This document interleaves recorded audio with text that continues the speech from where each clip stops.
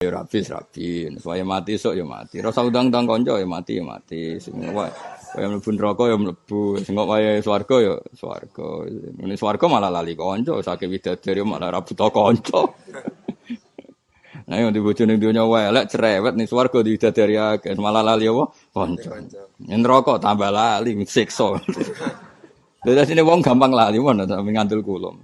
Neraka ya lali konco, ning swarga ya lali konco. Ya jajal lah wis.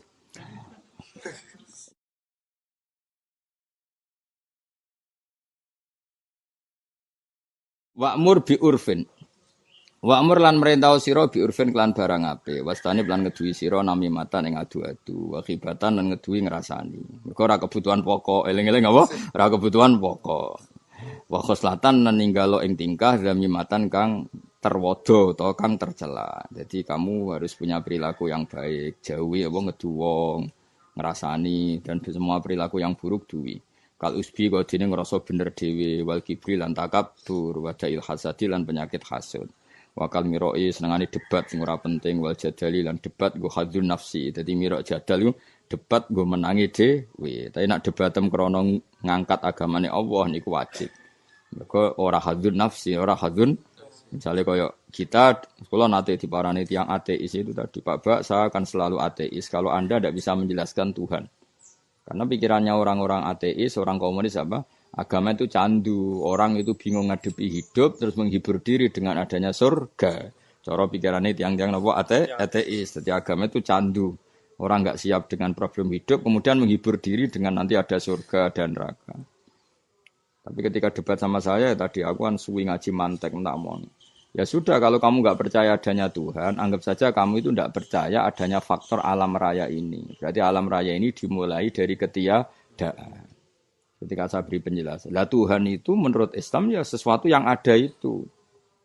Akhirnya dia mau Islam lagi. Bahkan dia ngomong, lah mulai dulu menjelaskan Tuhan seperti itu, ya akan mau. Nah Tuhan nggak jelas ceritanya. Tapi sebenarnya makanya kita itu sering salah jen rapati ngaji Quran. Sebenarnya Allah ketika menjelaskan Tuhan turutannya am khuliqu min ghairi sa'in. Kalau alam raya ini tanpa Tuhan, berarti alam raya yang maujudat ini didahului oleh al-ma'dum, apa? Sesuatu yang tidak ada. Berarti alam ini disebabkan oleh ketiadaan. Itu kan cara akal ora ketemu wong sesuatu yang maujud kok diciptakan oleh ketiadaan. Mulane Quran takoke piye am khuliqu min ghairi sa'in. Nah, sa'iku huwal maujudu berarti kalimatnya digawe gampang amkhuliku min ghairi maujudi. Lho ngajimu ora tau ngono iku apa? Ngaji men golek barokah ngono iku dadine. Ora ono mikire blas. Kula tetep ra rido, sono golek ngaji tetep golek ilmu, paham nggih? Soal barokah wis otomatis. Ora dari awal koma golek barokah. Tarife gak paham lah penting barokah ora paham kok barokah ning diledul dul aneh-aneh. Nang golek ngono kiai aja aku golek sing kiai barokah ben padha ora pahami pisan wis. Jadi ngaji terus Fatihah mugi-mugi barokah murid itu maca Fatihah. Ribet kan? Maksudnya itu ya ngaji ku ben paham. Mayuridillah bi khairan yufaqihu fiddin. Nang paham otomatis barokah. Nah, soal menghadiahi Fatihah itu bentuk penghormatan orang golek barokah. Lah nek dhewe golek dhewe barokah dhewe berarti ki ra Fatihah mualif. Kowe egois golek barokah dhewe. Paham? Jadi mualif Fatihah ora tok aku, Jeng. Lah kula menyen golek barokah piye mbak ra kangge jenengan. Bener Fatihahku, kita Fatihah mu'alif bentuk penghormatan. Supaya Fatihah itu ya milik mu'alif. Kalau kita sendiri wis untuk barokah. Faham itu wis barokah, napa? Faham itu wis. Kowe rabi lho, nduk rabi di bojo cerewet, iku wis barokah. Keceluk ora jumlah iku wis keren, napa? Keren. Nah, tapi kecuali nganti diusir wae ya ribet tenan iku ribet. Diusir kok masalah numpang. Sunai wong numpang jan ya diusir. Lah nek kono sing numpang kowe kan kowe iso ngusir, keren kan. Ya, tapi dia musuh wedok ya ora keren. Musuh ya preman sing tatonan terus ke menang keren. Menange mbek wong wedok wis ora keren blas padha wae. Wakal mirok lan kowe dene debat wal jadali fa tamit mongko tetanggono sira. Dadi walhasil jangan debat sing hadzun nafsi. Wa kunana sira kama kana kaya oleh ana sapa khiyaru khalqi, sapa makhluk-makhluk sing pilihan. Kowe nak niru wong-wong pilihan khalifah khilmin, wong sing selalu aris, selalu apian, tabian tur anut hakim maring kebenaran. Fakulu khairan mongko dis kabehane kaapian fitiba iman ing dalem anut wong salafa kang wis dhisik sapa man. Semua kebaikan baru kaya anut wong dhisik. Lawa kullu syarrin uta saben-saben kaelian fibtida iman ing dalam gawe-gawene wong khalafa kang guri sapa man. Angger pikiran sing aneh-aneh iku gaweane wong guri-guri. Nek pikiran sing bener-bener gaweane wong dhisik. Wa kullu hadin saben-saben hidayah Nabi kok jahat teman-teman unggul apa hadin. Semua hidayat sing datang dari Rasulullah sallallahu alaihi wasallam mesti kot rojah kelas A, semuanya bersifat unggul, apa semuanya bersifat artinya niku kowe urip kok anut panduane Rasulullah sallallahu alaihi wasallam iku urip sing bersifat unggul, ora nuruti nafsu. Sale kowe di bojo cerewet ya wis wa asiruhun nabil ma'ruf. Ora mbok lawan nuruti nafsu iku harga diri wong lanang ya wis berarti kira anut Kanjeng Nabi. Anut Kanjeng Nabi wis ngadepi ya sing santai wae sing bener. Fama mongko te apa wae ubi kang den halal napa ma ifal nglakono sira. Wadak lan ninggalo sira mak ing perkara mak nyubah kang ora den menangno apa ma. Patabi mongko anut sira as-sholihah ing wong saleh miman sanging wong salafa kang wis klipat sapa man. Anut wong saleh sing dhisik-dhisik wajanib lan ngedohina sira al bid'ah ing bid'ah miman sanging wong khalafa kang guri-guri sapa man. Wong saleh dhisik nek ben dakwah ya dakwah wae sing ikhlas ngandani wong, bahkan do seneng ngandani wong secara siron, secara saya ngandani wong ae kudu dipasang panggung sik, kudu MC sik, kudu ketok wong akeh. Iku tak kandhani tetep ya ana gunane, tapi iku jenenge ra dakwah iku so. Nah ngandani yo ngandani ae. Dhisik wong saleh ngandani wong ya diparani, guyon, santai dikandani ngaji. Ora aku tak kandhani terus gekno panggung sik. MC ini muni aku Sohibul Fadilah lho lagi tak kandhani. Atek kowe muni aku Sohibul Musibah ora tak kandhani. Ya ora ono, dhisik ku ya ora ono. Pokoke butuh ngandani ya ngandani, butuh ngaji ya ngaji. Nah awas ke sampeyan.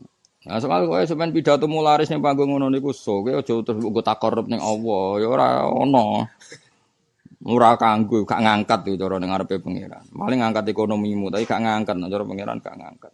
Sing ngangkat ya dakwah secara ikhlas. Fata bi sholihah mimman salaf. Iki kate cerita Sunan Giri wis ngekei tongkat wong buta, ngekei klambi wong wudo, ngekei mangan wong lesu, tapi dakwah ora perlu panggung. Tapi ki aja anti panggung, piye-piye iku mari siare Islam. Wong dangdutan wae ana panggunge, pengajian ra oleh ana panggung. Ya bandingane iku tok, wis ora usah sak dhuwur-dhuwur. Aja mbok bandingno dakwah zaman Wali Songo ya keduren apa?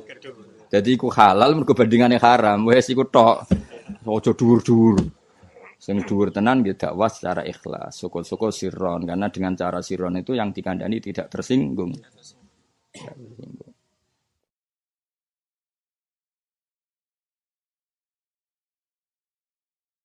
Amil fasta bi is-sholihah mimman salafa wa janibil bid'ata mimman khalafa. Hada ifham hada utawa hada utawi iki iku karanganku utawa ifham hada. Wa arjulan arep-arep ingsun Allah ing Allah fil ikhlasi ing dalem ikhlas. Minarya sanging riya mugi-mugi kita kabeh ikhlas sangka riya summa fil kholasi mongko nuli terbebas minar rajimi sanging setan sing dilaknati. Jadi ikhlas dan selamat sangka setan summa nafsi selamat sangka nafsumu wal hawa lan hawa nafsu. Pola selamat kok setan tapi balane nafsune dhewe ya padha setan. Paman mongko disapane wong yamilu condong sapa mandiha ulak mare mengkono-mengkono rajim nafsi hawa iku balamu kabeh berarti kok hawa iku bener sesat sapa man. Wong kok menuruti nafsune dhewe iku sesat. Mondok mbayangno ideal iki ya nafsu. Wes golek mantuk sing pinter, sing iso khotbah, sing dinut masyarakat. Ya ribet to golek mantuk kan syarat. Mondokno ora gelem ono pinter supaya dipek mantuk. Wah iku dolim yakin to. Penak wae. Kalau bolak-balik tamoni tiyang sugih. Gus kula gadhong masjid wae. Wah, badhe golek mantu sing hafid sing ngaten-ngaten. Pun Pak golek dhewe aku mendingan. Lah jenengan gak duwe gak. Mangkel wong jono. Nah, ya akeh kiai sing ngono iku terus dituru. Ya aku tak. Masane sekondang wis ngatur donya. Mesti biasa wae. Memangnya khotib ku syaratnya kudu alim. Syaratnya khotib alim ya ora ono khotbah sak donya. Kowe khotbah ku anggere iso ngamuk, iso ngandani wong wis cukup. Ora ono syarat khotib kudu ngalim. Ya misale syarat khotib iso ikhya iso apa ya ribet kan. Ya ora pokoke duwe sarana ya duwe sarana. Misale ra cocok mbek tangga iso diomongno zaman akhir. Wes ngene. Cuman marem apa? Oh coba ngalim sekali ngalim malah rapati wani khutbah. Syarat khutbah dawuh Nabi piye? Salat dawa, nak khutbah cepet iku alamat ngalim. Saiki kan ora, khutbah kudu suwi. Salatnya sing cepet. Padahal macane tiba. Wa yuti itu salat wa yaksurul khutbal jumu'iyah. Nabi nak sholat suwi nak khutbah cepet. Ya malah ribet tuh. Khotib kok ngalim tambah ribet. Malah aneh jajal ngono wong alim alama di khutbah kok terus gak mutu khutbah. Mergo dekne nganggep aturan khutbah kudu cepet. Salate suwi. Wah ya aneh kan. Padahal bisaroh khotib, ora bisaroh imam. Akhirnya khutbahnya sing suwi kan masuk di bisaroh kok terus khutbahnya sedih. Jadi khutbah ya dengan 7 menit. Alhamdulillah, salatu wassalam ala Rasulillah. Usikum manafsi kita Allah terus maca Quran wis. Pemene wayahe ngene sing cepet ae gitu.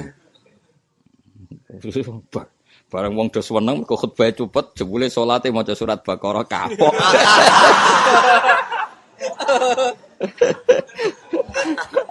Wah, sempat dilem. Wah, hebat khutbah cepet. Nah, jebule pertama surat Baqarah, kedua surat Ali Imran. Kapok. Sajane yo ngono sing bener apa wa yutilu sholata wa yaksurul khutbal jumu'iyah. Dadi apa alamate wong alim piye nak khutbah cepet. Salat suwi. Nabi wong alim-alim zaman akhir nak maca tak iku suwi, maksudnya sesuai zaman. Terus ditakwili. Suwi sesuai zaman ya zaman akhir ya suwi ra nganti ngono. Maksudnya sabisma iku wis suwi di bangkul. Ya wis. Akhirnya main sabisma mbek Al-Taka ya. Nah, Indonesia paling populer. Al-Taka hadis Husya mbek sabisma. Wah iku wis suwi, Gus. Lha ben kok suwi? Bandingane kulhu. Wah ya wis nang ngono. Ya wis sauni-unimu ngono wis. Salat madhep ngulon ra ngetan wis apik wis ribet. Tambah diterangno tambah apa? Ribet.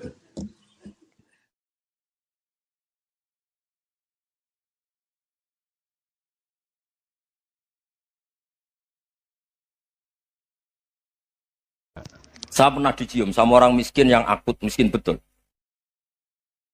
Itu tak ajarin, Anda ini lebih hebat ketimbang orang-orang kaya. Misalnya gini, misalnya ada komunitas rektor atau kiai besar. Saya ini kata orang banyak termasuk kiai besar. Mungkin kalau pinjam uang itu karena mau beli mobil, aksesoris mobil, karena kita kiai top, atau rektor, atau orang-orang top. Kalau sesama orang miskin itu pinjem-pinjemannya itu urusan beras, itu urusan nyawa. Tren mana? Menyelamatkan nyawa sama aksesoris mobil. Nyawa. Jadi pahala kamu pasti lebih besar. Itu senengnya jadi orang miskin terus keterusan sampai sekarang. Itu. Ya coba kalau menteri sama menteri, rektor sama rektor, kira-kira pinjamannya apa Pak Arso? Kan kalau mau beli mobil atau mau umroh VIP, pokoknya yang keren-keren. Kalau orang miskin pinjam karena apa? Makan kan? Beras kan? Makanya kalau yang sedang miskin monggo lah kalau ingin teruskan. Maksud saya Islam itu seenak itu. Islam itu segampang itu.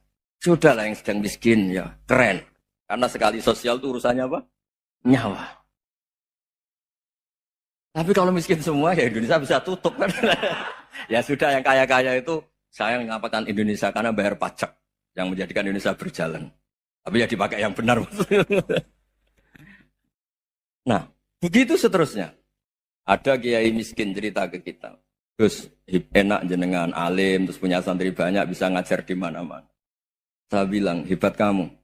Dia hidup di daerah tertinggal. Itu yang diajarkan kan hanya tauhid. Kan nggak mungkin desa tertinggal baca fikih perbandingan madhab. Kan nggak mungkin. Kalau yang kayak Pak Fajar, Pak Sadali kan nggak mungkin. Fikih perbandingan apa? Madhab. Menyorot madhab dunia. Gaya engke-engke itu kan nggak mungkin. Tapi pertanyaannya, yang menyelamatkan masuk surga itu tauhid apa perbandingan madhab? Tauhid. Ini hanya mengajarkan fardu kifayah sunat-sunat. Ini Anda mengajarkan fardu ain. Surganya dulu kamu. Oh terus senangnya jadi kayak gitu. Karena yang diajarkan apa? Tauhid. Sementara kita yang gaya-gaya ini. Ajarkan perbandingan apa? Ada studi banding ke Al-Azhar kemana-mana. Ini enggak tauhid. Dari orang nyembah pohon jadi nyembah Allah Ta'ala. Keren enggak? Keren. Jadi terus kiai sama saya senangnya bukan karena tak bela. Tapi ada yang agak kurang ajar tanya saya. Kalau itu hebat kenapa Gus gak mau jadi kiai itu? Waduh. Wah ya repot kalau pertanyaan. Terus tak jawab kalau saya jadi kiai itu, kamu ngangsu ilmu dari mana coba? Ya dari jenengan ya kalau sama gobloknya tidak bisa. Ya sudah Gus aja yang jadi kiai besar. Maksud saya ya sudahlah kita begini seperti yang saya ajarkan di sini, saya sarankan supaya orang itu tahu. Nah, ini namanya diroyah. Apa? Makanya kata Imam Ghazali itu kalau kamu ingin sopan gampang melihat anak kecil, wa aqallu minni dzamban, dia dosanya lebih kecil. Karena masih kecil kan tentu secara dosa enggak banyak. Kalau melihat orang yang tua, wa aktsaru minni ibadatan, dia tentu ibadahnya lebih banyak karena umurnya lebih banyak. Sehingga terus semua orang lain tuh di depan kita itu hebat. Ya semua orang lain sama misalnya Pak ini rektor, Pak Fathul Wahid rektor. Tanggung jawabnya lebih banyak, berarti pahalanya lebih banyak. Tapi sama, ketika melihat Nyon Sewu, melihat pegawainya yang secara lahir di bawahnya, ini tanggung jawabnya nggak banyak, pasti salahnya juga enggak. Itu yang diajarkan Rasulullah SAW, sehingga enak. Tapi kalau kita melihat orang lain selalu salahnya, itu pecundang. Allah saja tidak seperti itu kan, amal baik ya ada khairan, amal buruk ya ada saron, semuanya dilihat oleh Allah Subhanahu wa Ta'ala. Saya tuh punya teman Gus, agak beling, agak seenaknya. Dulu miskin. Wah itu seenaknya betul. Kayak kenal Tuhan sudah. Tak tanya, kenapa kamu seenaknya? 1 bulan tuh labanya bisa 200 juta sampai 500, sampai 1 miliar. Saya itu Gus, setelah duha itu perkembangannya bagus. Sholat duha itu. Saya pernah miskin, kan kata, apa, ingkana rizki fisama, apa, wa ingkana qalilan, ya kalau fisama fa'anzilu, terus wa ingkana qalilan fakasirhu, kalau sedikit perbanyak. Ini trennya sudah benar semua. Nah, wa ingkana apa ya haroman fatahirhu, kalau haram yang kau sucikan. Makanya saya seenaknya kalau qalilan sudah fakasiru, paling trennya yang enggak benar juga fatahirhu kata Mas.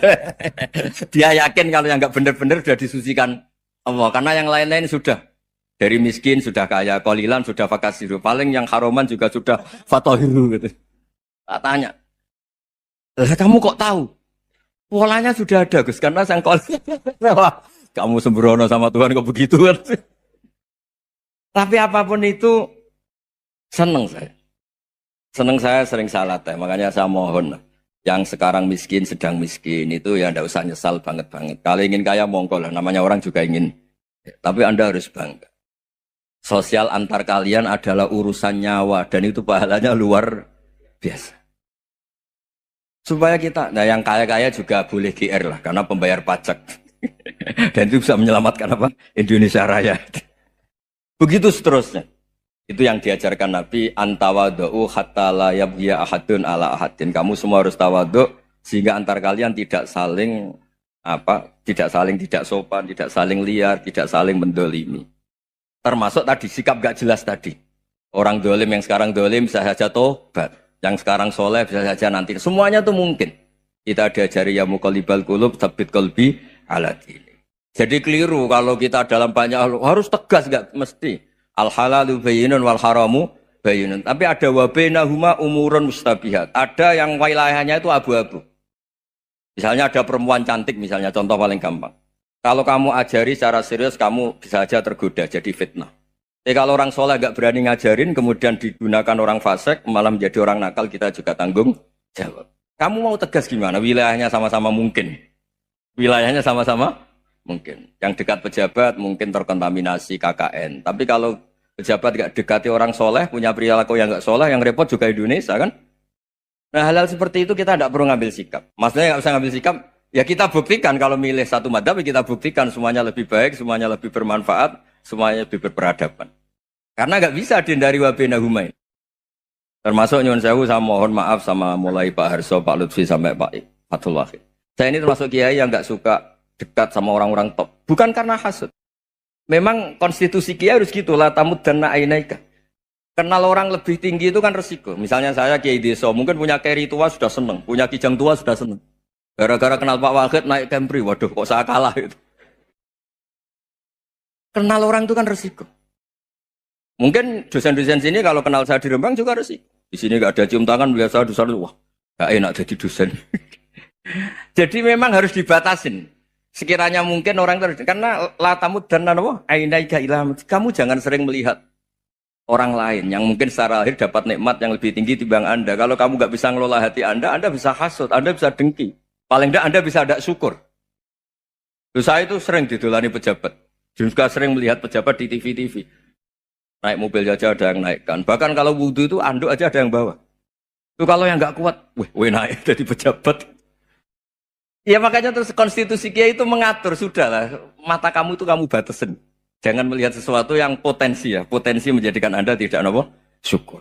Jadi saya mohon, ini memang konstitusi saya sebagai Kiai, jadi saya, tapi di hati saya tetap akrab. Saya doakan semua untuk UI, untuk semua orang Indonesia kita doakan. Kita ingin semuanya tambah baik, tambah. Tadi katanya mau naik kelas ya. Kalau naik kelas dari rumah saya niatkan mari mengkaji diroyah. Diroyah itu melogikakan riwayat. Jadi misalnya kita sering dengar Rasulullah SAW sering ngendikan kalian masuk surga itu bukan hanya berdasar amal, tapi berdasar anugerah Allah Subhanahu wa Ta'ala. Oke, kita sepakat amal kita, perilaku kita, ibadah kita andaikan dikompensasi dengan nikmat yang Allah berikan tentu tidak seimbang. Untuk membayar itu saja sudah lunas. Jadi Anda semua tidak berhak masuk apa? Surga. Sehingga di beberapa riwayat dijelaskan ada orang yang 500 tahun ibadah, nggak pernah maksiat. Ditanya sama Allah, kamu masuk surga karena apa? Karena ibadah saya ya Allah. Ya sudah, surga kamu 500 tahun saja karena ibadah kamu 500 tahun. Ini cerita umur-umur orang dulu. Ya Allah katanya surga engkau ini selamanya. Ya kalau yang selamanya itu rahmatku. Kalau amal kamu terbatas ya surganya sesuai amal kamu ya terbatas. Ya sudah ya Allah, berarti masuk saya surga saya ini karena fadl engkau, karena anugerah engkau. Itu namanya apa? Diroyah. Diroyah itu satu kajian analisis di mana kita percaya riwayat, tapi kemudian punya logika, punya diroyah. Ini penting supaya tauhid kita ini kuat. Jadi dulu ada orang yang sangat cerdas, namanya Jubair bin Mut'im. Dia saking cerdasnya, juga kaya, juga tokoh, dikirim sebagai delegasi pembebasan Asra Badrin, tawanan Badar.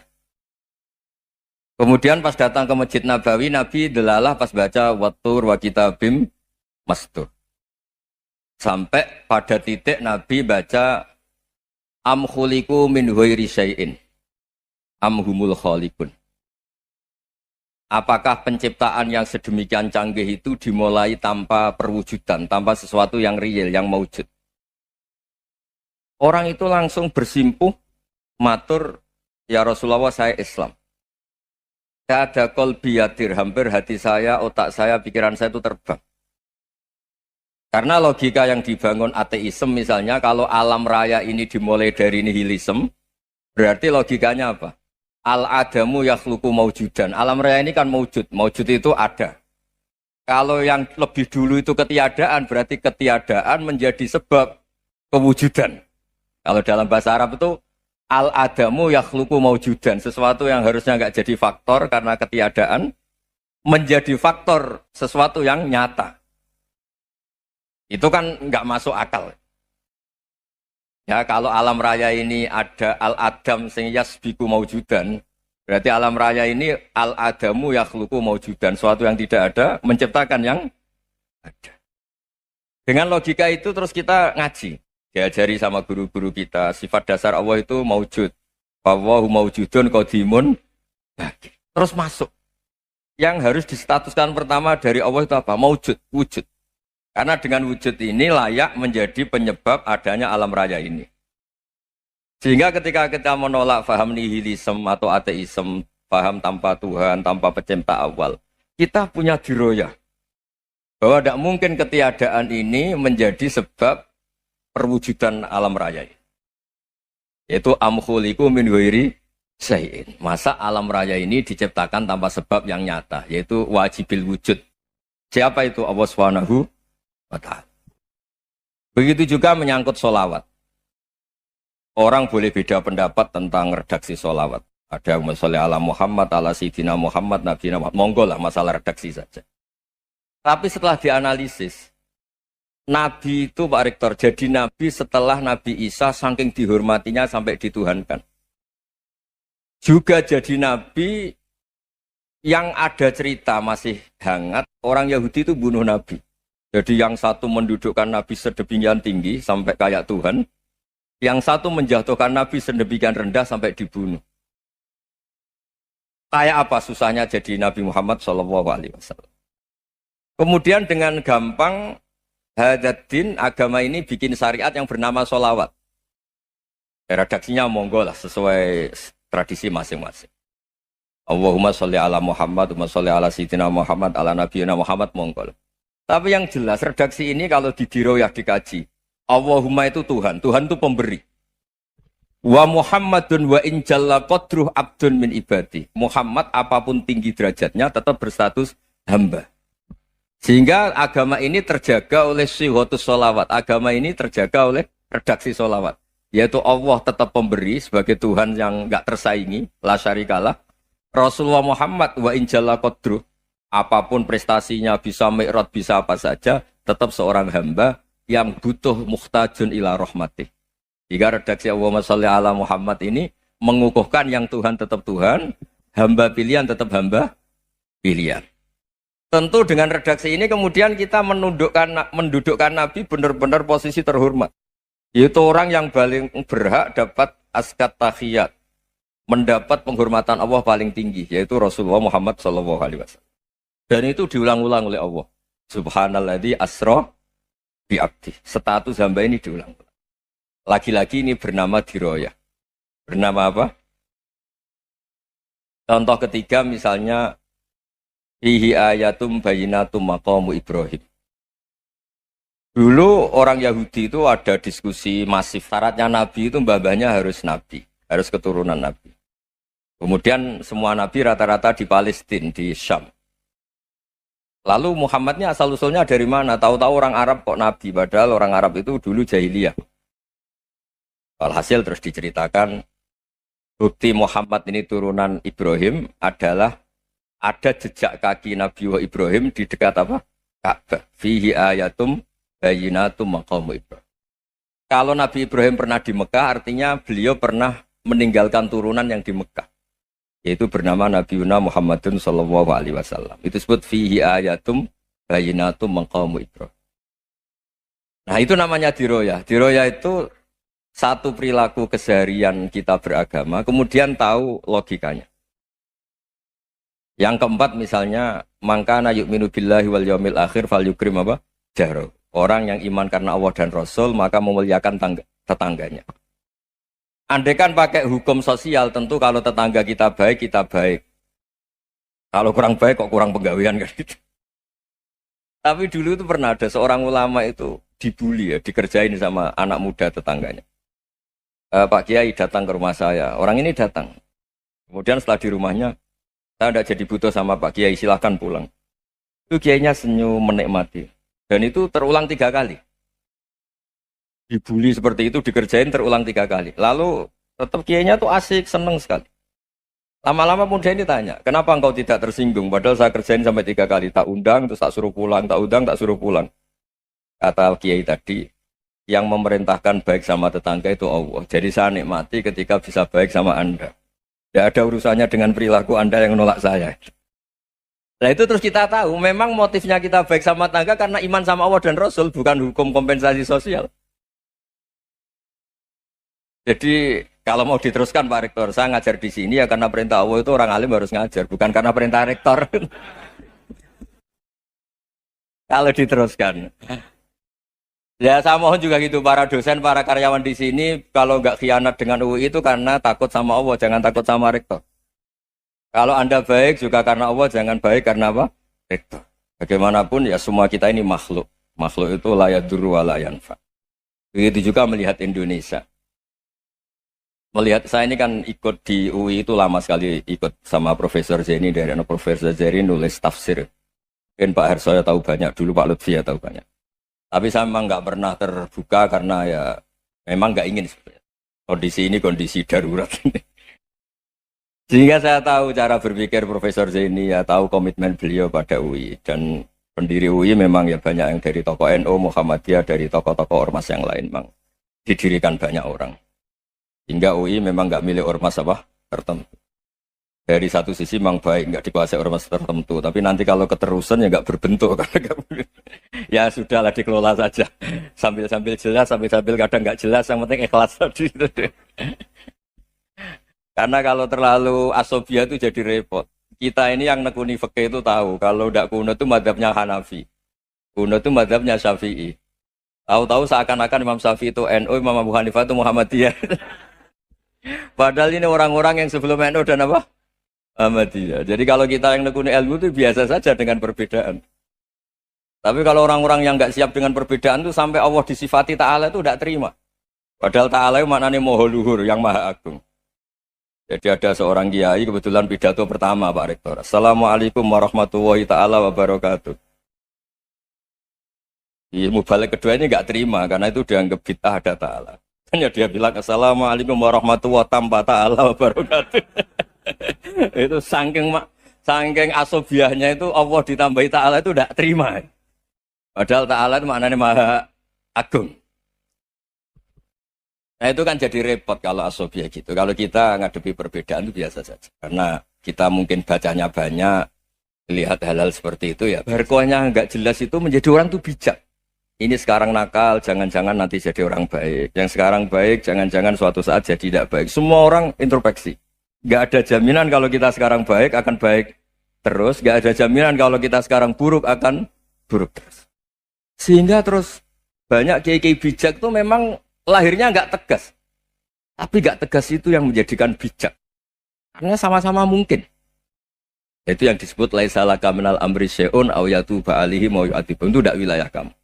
Ketika Allah mengomentari orang munafik juga wa yu'adzibal munafiqina insya'a aw yatub. Bisa saja ada yang disiksa, bisa saja ada yang dikasih tobat. Karena pola yang kita analisis itu semuanya menurut kita, bukan menurut kemaslahatan orang apa. Saya punya sekian contoh cerita. Orang yang sowan kiai baik-baik, mungkin bawa gula atau salam tempel, tidak tahu lah. Itu tidak mesti jadi wali. Tapi Kali Joko yang kenal Sunan Bonang, itu kenalnya itu karena ingin begal. malah jadi wali. Tapi tidak usah dicoba. Umar itu nyari Nabi itu mau dibunuh. Tapi malah tobat jadi orang baik. Jadi ini penting ngaji ya, supaya tidak tegas itu, tidak jelas itu kadang baik. Nah termasuk, saya juga termasuk dia yang milih tidak jelas. Saya sering gojlok ini, Fajar Hadili ini murid-murid saya sering saya gojlok. Kalau semua sistem pendidikan kayak kampus, kayak UII, kayak UIN semuanya, itu sistem yang bagus. Karena tertib jam kuliahnya jelas, mata kuliahnya jelas. Kalau di pesantren itu Pak Arso, itu nggak tertib. Tapi justru itu enak, ketemu di jalan orang berani tanya. Nah ini kalau mbak-mbak misalnya menstruasi, mau belajar haid nunggu semester berapa baru tahu. Itu bisa sekian tahun nggak sholat karena nunggu pelajarannya baru diterangkan. Mau haji juga gitu, nunggu mata pelajaran haji. Kalau nggak jamnya, nggak mau dosennya ngajarin. Ya, kalau kiai kan nggak ketemu di jalan tanya, dijawab. Jam berapa juga dijawab. Artinya Indonesia itu berkah, ada sistem kampus yang tertib. Ya semoga termasuk tertib gajinya. Tapi tertib gajinya itu juga sebenarnya rugi. Saya sering ada pegawai negeri Gus, tolong doain saja di PNS enak jadi. Gajinya tetap. Kata saya nggak mau kalau gaji saya tetap. Kok bisa Gus enak tiap bulan mesti dapat gaji. Kalau tetap nggak naik-naik kata saya. Kalau kiai gajinya nggak tetap, tapi di atas yang tetap kata saya. Artinya Indonesia itu berkah. Kalau semuanya pakai sistem pendidikan setertib ini, orang mau tanya haid ya nunggu pelajaran haid. Bab haji ya nunggu pelajaran haji. Tapi kalau ketemu kiai itu enggak. Ya pokoknya saya pernah di pasar, Gus mau tanya. Tanya apa? Anak saya keluar darah terus gini-gini. Padahal biasanya haid hanya 7 hari gini-gini. Ya sudah kembalikan ke biasanya rudat kilal adat. Itu enggak usah sowan ke rumah. Juga enggak registrasi dulu, enggak daftar dulu. Ya ini enggak nyindir cerita saja. Supaya ini bukti koalisi beneran. Jadi saya yang kiai enggak tertib jam, koalisi sama yang tertib jam. Jadi kalau semuanya sistem kampus, nanti pertanyaan itu enggak bisa on time, enggak bisa setiap saat. Makanya Indonesia itu berkah. Kiai-kiai yang alim yang di jalan-jalan banyak. Juga kiai yang di kampus dokter-dokter fikih banyak. Yang nekuni ilmu umum ya banyak. Macam-macam. Itu masalah itu kalau saling mengadili itu baru masalah. Misalnya kiai ngeluh, nggak enak jadi kiai, tidak punya gaji tetap. Yang dosen ngeluh, nggak dicium tangannya. Karena memang unik Indonesia itu. Kalau guru fikih kok dosen itu tetap nggak Gak dicium tangannya. Karena pikirannya anak-anak itu wong sudah bayar disuruh nyium. Itu kayak di alam sadar tuh gitu. Kalau kiai itu kan anak-anak gak bayar itu. Ya opanya cium tangan itu. Makanya kalau kiai-kiai tidak keramat bisa mati karena cium tangannya doang itu bisa mati itu kiainya. Ya ini cerita supaya saling menghormati apa saling. Nah dulu itu perbedaan itu urusan sudut pandang. Ya saya ulang lagi, perbedaan itu sudut. Allah yang Tuhan saja sering didebat sama nabi-nabinya. Karena urusan sudut pandang apa? Saya beri contoh ya. Suatu saat Khalilur Rahman Ibrahim itu saatnya meninggal sama Allah, Israel disuruh. Israel itu Ibrahim saatnya meninggal, ambil nyawanya. Setelah datang ke Ibrahim, ya Khalilur Rahman Ibrahim, saya disuruh nyabut nyawa Anda. Itu Israel dipaksa mikir sama Ibrahim. Hal ra'aita khalilan yumitu khalilah. Kamu tahu orang yang mencintai kemudian bunuh yang dicintai. Itu logika agak benar. Akhirnya Israel kan gak biasa debat. Kan gak dilatih debat. Gak pernah ikut lomba UI debat ilmiah. Dia taunya nyambut nyawa aja. Kembali ke Allah. Ya Allah, kata Ibrahim, hal ra'aita khalilan yumitu khalilah. Masa kekasih bunuh yang dicintai ya. Tapi kata Allah santai. Bilang ke Ibrahim, hal ra'aita habiban yakrahu ayyalqa habibah.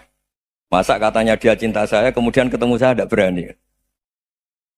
Israel mater lagi. Logikanya gini, Ibrahim, masa yang dicintai sama yang ketemu yang dicintai nggak berani? Ya udah ketemu aja. Katanya yang meninggal itu. Artinya kamu bisa saja GR tidak mati-mati karena merasa dicintai, atau ingin mati karena mencintai. Nah maksud saya, hal-hal seperti ini orang UI pasti gak jelas. Katanya cinta Allah suruh mati ya gak mau. Gak jelas kan? Dibilang gak cinta juga gak mau. Tapi dibilang cinta kalau ukurannya mati juga gak mau. Nah, tapi dalam banyak hal gak jelas itu penting Pak. Penting sekali. Buatan guyon. Saya beri contoh sekian ilmiah. Gak jelas itu penting. Rasulullah Shallallahu Alaihi Wasallam itu dalam banyak hal itu disuruh Allah, memang disuruh supaya ngambil sikap seperti itu. Karena Allah itu punya otoritas penuh untuk bikin orang itu baik atau tidak baik. Wahsy itu yang membunuh Sayyid Hamzah, orang paling dicintai Nabi di antara yang dicintai Nabi. Qatalahu Wahsyun, dibunuh oleh Wahsy. Nabi secara basarnya itu nggak suka sama Wahsy. Sampai cara lahir ya ingin corong Jawa ingin masuk nol. Tapi apa kata Allah? Laisa laka minal amri syai'un aw yatuba alaihim aw yu'adzibah. Itu tidak wilayah kamu Muhammad. Malah Wahsy dikasih tobat sama Allah. Khalid bin Walid. Itu perang Uhud kalah itu karena ide brilian Khalid bin Walid. Pas itu masih panglima kafir. Yaitu pura-pura kalah, ghanimah dilepas, sahabat turun, pasukannya naik, walhasil orang Islam kalah. Khalid bin Walid akhirnya juga masuk Islam. Orang yang secara basariah Nabi itu gak siap. Kebalikannya juga ada. Sa'labah itu orang sampai gelar hamamatul masjid. Ini pas ngaji mesti ingat. Salam. Dia di masjid terus. Setiap habis salam tuh lari. Karena istrinya nyuwun sewu masih berpakaian yang tidak pantas. Kenapa engkau terburu-buru pulang? Pakaian yang dipakai istri saya sekarang saya pakai. Ya pakaian sarung itu kayak Pak Rektor kan fleksibel. Ini khusus mau Ramadan. Tidak akan sarungan terus. Gak usah khawatir. Jadi ini tadi sudah perjanjian. Saya yang kiai celananan, beliau yang rektor pakai sarung. Jadi, iya. Supaya itu barter madhab. Tapi hanya sekali ini aja, bukan. Jadi jangan diharapkan ini jadi tontonan terus-menerus. Dan ini barter madhab. Saya sama Profesor Kores juga sering gitu. Saya pakai sarung yang dihadiahi beliau pakai sarung yang dihadiahi saya.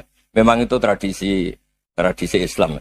Tahadau tahabu, kamu saling memberi hadiah maka kamu saling mencintai, bukan riswah, bukan riswah.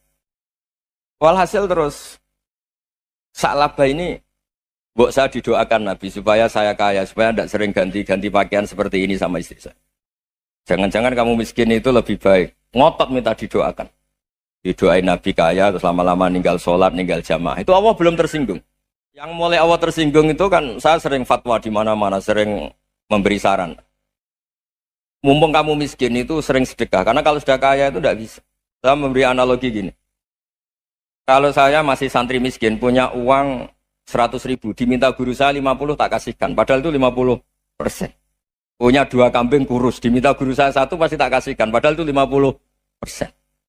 Jadi kalau punya sapi Brahman atau sapi limusin yang harganya itu 100 juta, punya 2, diminta 1 boleh enggak? Enggak boleh. Saya punya motor butut 2, diminta teman saya 1 boleh. Tapi kalau Davidson Harley itu enggak boleh. Nah, walhasil itu kalau kita miskin, misalnya kita zaman kuliah atau zaman mondok atau zaman apa saja, punya uang 100.000, nartik temannya sampai 50.000 kan biasa. Tapi setelah 1 miliar, berani enggak kamu kasihkan 500 juta? Sama-sama 50%. Enggak kan? Nah salabah gitu, ketika zakat masih per 40 kambing 1 kambing itu sebenarnya kan masih ringan. 41, 82. Kambingnya itu sudah mabenal jabalen. Barang dihitung zakat karena sudah ribuan, jumlahnya sampai 400 kambing. Banyak lah pokoknya. Terus kata salabah, ini pemerasan. Karena jumlahnya besar. Allah tersinggung karena nabinya dianggap narik zakat itu dianggap khorat, dianggap pemeras. Allah tersinggung kemudian fa'aqobahum nifakon fi qulubihim ila yaumil. Dia ditegur munafik. Semenjak itu terus tadi kembali gak jelas tadi. Jadi kalau makanya itu pakar-pakar akhlak ya, pakar-pakar etika peradaban. Itu tertampar betul ketika Nabi urusan ilmu itu mengabaikan itu. Kalau sudah urusan ilmu. Misalnya begini, ada urusan ilmu. Ada mbak-mbak cantik atau ibu-ibu cantik. Itu dalam Islam itu diajarkan jangan sopan-sopan banget. Kata Nabi, karena kekuatan ilmu itu di atas kekuatan akhlak, di atas kekuatan adab. Ya nisa an-nabi lastunna ka ahadim minan nisa. Ini taqaitunna fala takhdu'na bil qaul. Fa yatma alladhi fi qalbihi maradun. Misalnya ada mbak-mbak cantik, menarik, kemudian sopan misalnya sama Pak Fajarin sama dosen-dosen. Monggo binara. Wah itu bahaya pikirannya kemana-mana itu. Orang yang imannya pas-pasan, wih berarti mau. Maksud saya kalau cantik, menarik, ketemu di jalan, biarin aja dosennya. Mau kemana, biarin aja. Gak usah dihormatin. Kalau dihormatin, Pak mau kemana sadarian mau bisa bahaya. Tak biarin aja. Kalau tanya, Dek ini alamatnya mana? Cari sendiri Pak. Karena hanya dengan cara itu, si Pak dosen ini gak kepikiran. Gak ada orang suka, orang kedus itu gak akan. Tinggal sudah cantik, sopan. Wah bisa pikirannya macam-macam. Itu ilmu. Fala takhdu'na bil qaul. Kamu jangan terlalu lirih kalau ngomong. Fayatma alladzi fi qalbi maradun. Orang yang pikirannya masih kotor pasti berpikir yang negatif. Anda mungkin demi sopan sama dosen Anda. Tapi sejauh mana dosen Anda juga berpikir positif. Itu kan uji iman sama uji nyali. Nah, sama pejabat yang sopan sama kiai mungkin punya Alphard, punya Robicon, punya terus bawa uang banyak. Terus sama kiai cium tangan hormat. Jangan-jangan kiainya yang pikirannya macam-macam. Ini berarti bisa jadi muhibbin potensial misalnya. Nah, saya ini termasuk kiai yang pengagum ilmu. Sehingga saya sama orang yang medit, yang kikir sama saya itu saya senangnya bukan main. Kenapa? Karena kalau orang medit itu gak berhak. Kalau orang lomo 1 juta minta surga. 2 juta ya minta apa? Surga. Gus, salam template. 200.000 aja kadang minta surga. Tapi kalau yang kikir-kikir ya sudah salaman tok sudah. Gak minta apa-apa. Kan dia tahu diri. Oh, gak bayar kok minta. Maksud saya Islam itu luas. Dinikmati saja Pak. Dinikmati saja. Nah itu diroya. Maksudnya itu diroya. Diroya itu kamu tahu aturan Islam itu kamu harus yakin khairihi wa syarrihi minallah. Semua itu ujian. Tapi kemudian dikaji. Makanya saya ini termasuk pengagum Imam Syafi'i. Imam Syafi'i itu dikasih tahu. Ada orang yang di depan engkau cium tangan hormat tuh di luar ngomong-ngomong. Ngata-ngatain Anda. Imam Syafi'i tertawa-tawa sewenang. Loh, ada ini dikata-katain di luar kok. Kok tidak kamu anggap munafik malah tertawa.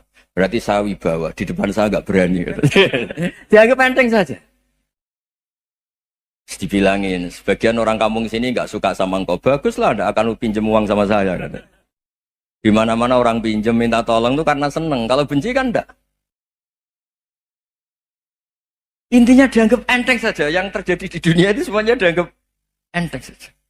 Man asa ilaika faqat atlakoka. Yang berburuk sama kamu itu membebaskan kamu. Coba kalau akrab, titip. Ya misalnya akrab sama Pak Fajar. Bilangkan ke Pak Rektor, sangkap tuh jadi guru tetap atau apa, kan ribet. Kalau tidak cocok kan nggak minta apa-apa. Makanya hati-hati Pak Rektor sama yang akrab-akrab itu. Itu dulu saya juga nggak paham. Di antara wasiat Bapak yang sering diulang-ulang tuh itu. Suatu saat kamu jadi kiai, ngelola orang nggak seneng tuh gampang. Sudah, situ orang lain. Tapi kalau ngelola orang nggak orang seneng tuh repot. Mintanya aneh-aneh. 100.000 aja minta surga. Hanya teman tenis saja minta naik jabatan. Intinya itu ya sudahlah dikelola. Yang seneng ya berkah, mungkin teman berjuang, teman diskusi. Yang nggak seneng ya berkah, karena ini tidak minta macam-macam, enggak. Nah itu namanya diroya. Diroya itu satu kajian keilmuan yang menjadikan kita ini nyaman dengan riwayat-riwayat panduan-panduan dari Rasulullah Shallallahu Alaihi Wasallam kayak tadi. Kenapa sih tentang baik sama tetangga, baik sama tamu? Hitung-hitungannya itu mangkana yu'minu billahi wal yaumil. Jadi Allah ngendikan marojal bahro ini napa yal taqiyan. Dua mata air itu dipertemukan. Itu banyak muara sungai itu bermuara teng napa laut. Kados kali Kapuas, kali pundi-pundi ini sawangane bermuara teng laut. Yal taqiyan di sawangane ketemu. Tapi itu semua hanya firoil apa? Ini dalam pandangan. Kulo nate banyak ngaji tenggene kitab-kitab karangan Imam Rozi. Imam Rozi itu ulama tafsir besar ingkang menjelaskan posisi Quran sebagai wahyu yang berkarakter bahasa. Jadi Quran ini wahyu, dia mesti bener. Tapi piye wae Quran itu bahasa. Ini rungaken ya. Jadi Quran piye wae napa? Bahasa. Jadi mungkin sampean gak kaget. Mungkin sampean gak kaget wong imane sampean ipan mokong, ora wati paham lah iman apa mokong. Tapi kok anak putune sampean kok iso janggal mbek Quran. Nak generasine kula jenengan ra iso jawab, ku anak putune jenengan wis ra iman mbek Quran. Iman raturan, jadi gak diilmiah. Contohnya ngeten nggih. Ketika banyak ilmuwan itu bisa dari orang Islam piyambak, dari orang Barat, baik itu sekuler, orientalis, Kristen, Katolik, macam-macam. Ketika banyak ilmuwan itu penemuannya lebih diakui secara ilmiah ketimbang tulisan-tulisan agama, itu kan menimbulkan keguncangan. Ndadekno iman iku oleh. Misalnya ngeten sing terkenal. Mungkin jenengan sering pireng. Nabi nate dawuh bulan itu ning langit ketiga. Nah, srengenge ning langit keberapa? Kok terus terakhir langit terakhir itu sing dinggoni Jibril. Oke. Terus ketika wonten berita bahwa para NASA Amerika itu bisa naik bulan. Rata-rata kiai desa dulu gak percaya. Nabi Muhammad sing nabi nak munggah ning gone bulan tak pamit mbek Jibril ngono ae ra mesti dibukakno ngenteni diintegrasi saiki sapa Muhammad wis sapa Jibril dibukakno. Itu satu contoh. Kula dek dalu ngaji kalian santri-santri kula terangaken. Jadi masalah utama umat Islam itu antara lafat ngene iku lugat iku terus diimani nganggo karpe dhewe. Lha iku sing dadi masalah utama. Lugat ya bahasa itu diimani menurut karpe orang menurut karpe ilmiah. Contohnya gampang kan. Sampean bayangno langit itu apa? Langit itu satu wilayah, satu area yang digoni malaikat, satu area yang tidak tersentuh. Kemana bayangno langit itu satu area yang tidak tersentuh. Sehingga ono kabar nak bulan yang langit ketiga kok terima menuso dok bulan terus sampean ora percaya. Gue dianggap masuk wilayah sing wis wilayah Jibril. Padahal tidak begitu. Masalah istilah sama itu istilah luhut. Terus Imam Rozi menjawab sama itu istilah luhut. Jadi sesuatu yang tidak bumi ini itu namanya sama. Sesuatu yang tidak bumi ini namanya sama. Sampai sing nate kaji sing numpak pesawat. Kalau nggih nate numpak pesawat sing jarak-jarak jauh. Sampai ndelok dhuwur nggih langit. Ngisor nggih napa? Langit sampai nak buka teng pesawat sing jendela. Delok ngisor ngeten nggih langit, delok dhuwur nggih napa? Langit. Sebab itu istilah langit itu hanya untuk menunjuk, istilah sama itu hanya menunjuk sesuatu yang tidak bumi. Terus Imam Razi mencontohkan Allah dawuh alam taro kaifa daraballahu masalang kalimatan kasajaratin apa thayyibatin asluha sabitun fil ardi wa far'uha apa fis sama, okay? Asluha sabitun apa fil ardi wa far'uha apa fis sama. Kalimat thayyibah iku kaya wit sing thayyibah. Jadi ku wit kurma. Asluha sabitun fil ardi. Akare wit kurma menghunjam ning bumi. Wa far'uha fis sama. Cabang-cabange utawa dahane fis sama. Ya artinya kan sederhana loh nggih. Wit kurma ku dahane fis sama. Sama artinya mosok koyo bayangane sampean sesuatu yang bener-bener gak tersentuh. Wong dahane wit kurma fis sama. Jadi kasajaratin apa? Thayyibatin asluha sabitun fil ardi wa far'uha apa? Fis sama. Sama teng mriku mosok artine lemu angit sing enggak terjangkau. Wong artine kaya wit kurma sing akare menghujam ning bumi wa far'uha apa? Fis sama. Dahan-dahane utawa cabange fis sama. Sebab itu istilah sama tenggene Quran itu menunjuk satu arti yang tidak bumi. Nah, sama delok teng munjid, teng kamus-kamus mutlakul uluwi, sesuatu yang atas itu sama. Paham gitu? Sebab itu ketika ditemukan, nah ini kalau cerita astronomi, ini iman itu dibaringi mbek ilmu. Nah, cara ilmu falak, cara ilmu astronomi, bumi itu kan berputar. Ketika kita di atas, kita ngalami siang. Ketika kita di bawah, kita ngalami malam. Orang kok srengenge ambles ning bumi lho.